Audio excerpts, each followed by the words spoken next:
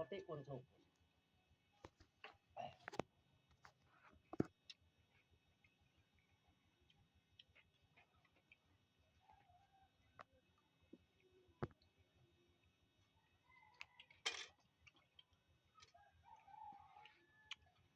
Hắn nó là mẹ hay là bị rồi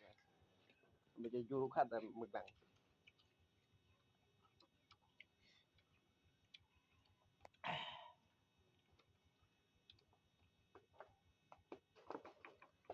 chẳng thác nghe là trà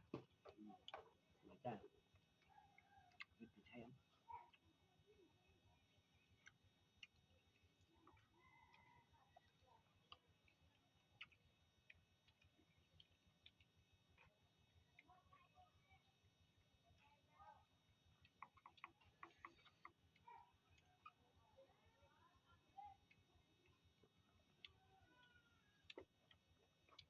được buông rồi